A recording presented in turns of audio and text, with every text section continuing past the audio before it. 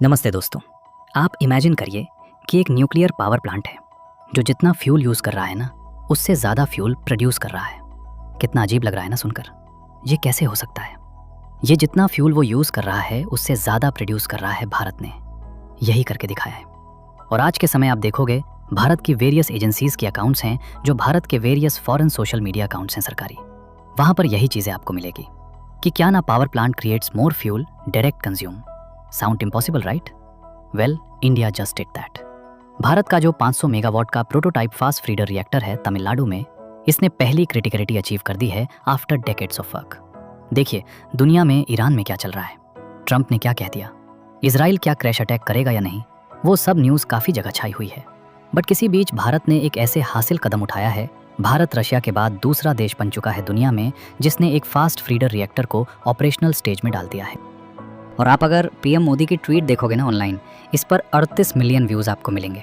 क्योंकि ये ट्वीट ना सिर्फ भारतीयों ने, तो विश्व भर में जो लोग साइंस में रुचि रखते हैं, जो यूरेनियम, न्यूक्लियर पावर और इवन भारत की साइंटिफिक प्रोग्रेस में इंटरेस्ट रखते हैं, सब लोगों ने ये ट्वीट पढ़ी है कि प्रधानमंत्री मोदी ने फाइनली वो बड़ी अनाउंसमेंट कर दी है कि today India takes a defining step in its civil nuclear journey, advancing the second stage of its nuclear program. अभी मैं आपको बताऊंगा कि इसे भारत के न्यूक्लियर प्रोग्राम का सेकेंड स्टेज क्यों कहा जा रहा है। जो इंडिजिनसली डिज़ाइंड और build prototype fast breeder reactor है कलपाकम, तमिलनाडु में। इसने जो क्रिटिकलिटी अचीव कर दी है, जिसका महत्व क्या है, ये पीएम मोदी को कह रही है कि इस advance reactor capable of producing more fuel than it consumes reflects the depth of our scientific capability and the strength of our engineering enterprise. It is a decisive step towards harnessing our vast thorium reserves. Sir, in the third stage of the programme Bharat अब thorium power की तरफ कदम उठाना start कर देगा और perhaps आने वाले कुछ सालों में भारत एनर्जी के मामले में काफ़ी हद तक आत्मनिर्भरता अचीव कर सकता है। It is a proud moment for India. Now मैं आपको बताता हूँ सरल भाषा में इसका मतलब क्या है। जब से रिपब्लिक ऑफ इंडिया की फॉर्मेशन हुई है, भारत ने कमाल के फिंगर्स प्रोड्यूस किए हैं।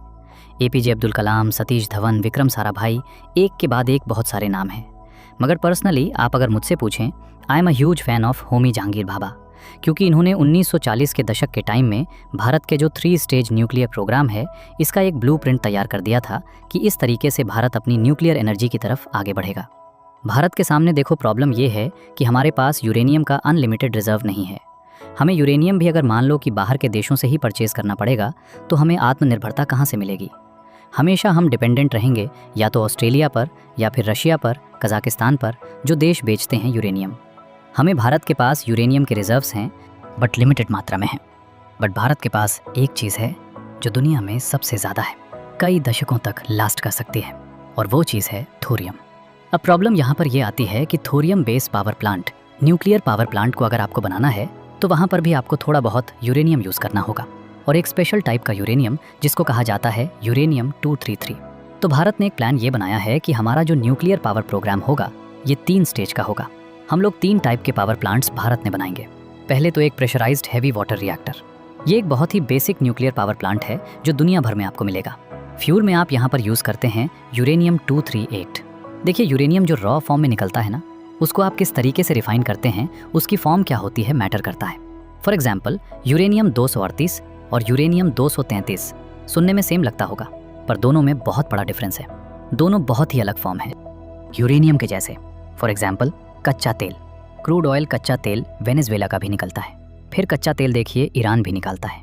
ईरान के कच्चे तेल की आप अगर क्वालिटी देखें, कितनी ज़्यादा सुपीरियर होती है।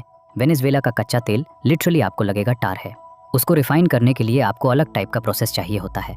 सो सिमिलरली यूरेनियम में आप अगर देखो तो यूरेनियम 238 आपने यूज़ किया और आउटपुट में आपको क्या मिला, प्लूटोनियम। भारत का जो प्रेशराइज्ड हैवी वाटर रिएक्टर है, वहाँ पर यही होता है कि हम पहले यूज़ करते हैं फ्यूल। यूरेनियम 238 हमको उससे मिलती है बिजली, और साथ ही साथ बिजली के साथ साथ वो प्रोड्यूस कर देता है प्लूटोनियम 239। अब इस प्लूटोनियम को हम ले गए एक fast breeder reactor.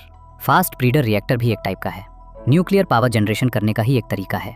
It has becomes a power plant. हमने ये प्लूटोनियम स्टेज 1 से उठाया, स्टेज 2 में डाल दिया। इस स्टेज में हम फिर से यूरेनियम 238 यूज़ करेंगे, मगर कम मात्रा में, कम क्वांटिटी में। यहाँ पर हम प्लूटोनियम 239 का भी यूज़ कर रहे हैं, और इससे जो हमारा आउटपुट निकलेगा, जो हमारे पास रिजल्ट आएगा इसका, वो होगा इलेक्ट्रिसिटी। हम इलेक्ट्रिसिटी प्रोड्यूस कर रहे होंगे, और साथ ही साथ हमारे पास प्लूटोनियम और यूरेनियम 233 आ जाएगा। इस इज़ द मेन की। बेसिकली अभी ना खुशी इस बात की है कि भारत का जो फास्ट ब्रीडर रिएक्टर है ये क्रिटिकलिटी अचीव कर चुका है। तो मतलब कि अब हम यूरेनियम 233 प्रोड्यूस कर पा रहे हैं। अब हमें कुछ नहीं करना। स्टेज 3, मेरा यूरेनियम 233 और थोरियम जो भारत के पास ऑलरेडी बड़ी मात्रा में है, इसको एज अ फ्यूल यूज़ करना है और हमारे पास बड़ी क्वांटिटी में इलेक्ट्रिसिटी जनरेट करने का एक प्रोसेस तैयार हो जाएगा। बेसिकली भारत यहाँ पर जब स्टेज 1 में इलेक्ट्रिसिटी प्रोड्यूस करता है अपने हैवी प्रेशराइज्ड के वाटर रिएक्टर से, तब हम अगली स्टेज का फ्यूल भी प्रोड्यूस करते हैं। सिमिलरली स्टेज 2 में जो भारत का फास्ट ब्रीडर रिएक्टर है, जो भारत ने खुद अपनी टेक्नोलॉजी से डेवलप किया है, दोबारा रिपीट करूंगा, ये चाइना नहीं कर पाया, ये यूएस नहीं कर पाया। एक बार को आप ये भी कह सकते हैं कि उन कंट्रीज़ के पास थोरियम इतना है नहीं, तो उनका इंटरेस्ट था नहीं सब में।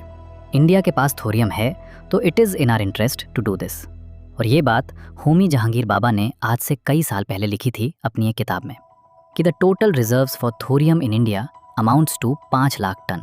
उस वक्त इसकी डिस्कवरी हुई थी। अब जो टोटल डिस्कवरी है उसके हिसाब से 8.5 लाख टन के आसपास है। इन्होंने कहा था in readily extractable form.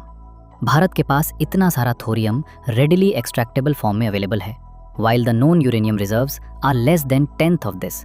Uranium बहुत ज़्यादा कम है। The aim of long-term program in India must therefore be to base the nuclear power generation as soon as possible on thorium rather than uranium. हमारा मेन फोकस होना चाहिए कि भारत में ज़्यादातर जो हम पावर प्लांट्स बनाएं वो थोरियम बेस्ड हों, तभी भारत को फ़ायदा होगा। नहीं तो हम हमेशा फॉरेन यूरेनियम सप्लाई पर डिपेंडेंट रहेंगे। और आप सोच कर देखिए, होमी जहांगीर बाबा की जो डेथ है ये बहुत ही मिस्टीरियस तरीके से 1966 के आसपास हो गई थी। कई लोग मानते हैं कि इन्हें किसी फॉरेन एजेंसी ने मरवा दिया था, सैबोटाज कर दिया गया था। इनका प्लेन बहुत ही ज़्यादा एक ट्रैजिक इंसिडेंट है, बट इस विजनरी आदमी ने भारत को एक रास्ता दिखा दिया था कि इस रास्ते पे हमको चलना है, और उसी पर आज भी 2026 में हम आगे बढ़ रहे हैं।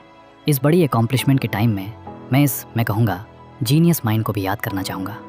Thank you Homi Jahangir Bhabha for showing us the way, we will keep on walking on it. और भारत बिल्कुल थ्योरियम एनर्जी को यूज़ करके ही आगे बढ़ेगा।